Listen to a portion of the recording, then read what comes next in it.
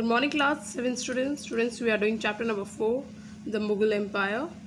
Let's start. And this is your part 3. The Mughal tradition and succession. The Mughals did not believe in the rule of the primogeniture, where the elder son inherits his father's estate. Students, Mughal does not believe in the primogeniture means that when the father, because the king, the eldest son will inherit his property or inheritance his state. Instead, they follow the Mughal and the Timdur custom.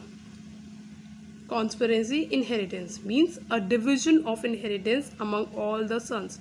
The Mughals used to follow this thing that the division of the inheritance were among all the sons. Clear, students? Now, Mughal relationship with other rulers. Students, in this topic we are going to read about the Mughals relationship with the other rulers. Look at the table once again. You will notice that the Mughal rulers campaigned constantly against the rulers who refused to accept their authority. Students, if you look at the table 1, we will notice that the Mughal rulers campaigned constantly against the rulers who refused to accept their authority. Any ruler who refuses to accept their authority, the Mughal used to campaign against them constantly. But as the Mughal became powerful, many other rulers also joined them voluntarily. And as the Mughals become powerful in the country, the other rulers also joined them. Means they supported them. The Rajputs are the good example of this, and Rajputs are the example of this. Many of them married their daughters. Many of them have married their daughters into the Mughal families. Many Rajputs have married their daughter in the Mughal families and received high position and gained the highest position. But many resist as well. Many resist means many did not do these things. The Sisodiya's Rajput refuses to accept Mughals authority for a long time.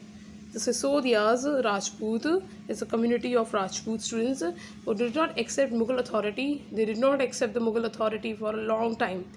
Once defeated, however, they were honorably treated by the Mughals. Once defeated also, they were honorably treated. They used to treat in a good way, given their land back to as assignment. The careful balance between the defeating but not humiliating the opponents enables the Mughals to extend their influence in many other kings and chieftains. Students, what the Mughals used to do, that if they have defeated the particular king, Rajput king, in the battle also, but they do not treat them or ill-treat them or humiliate them, they used to give their land back and assign them carefully, the balance of defeating, not humiliating them. They maintain a balance of defeating but not humiliating the king whom they have defeated. That's why they have made an influence over many kings and chieftains.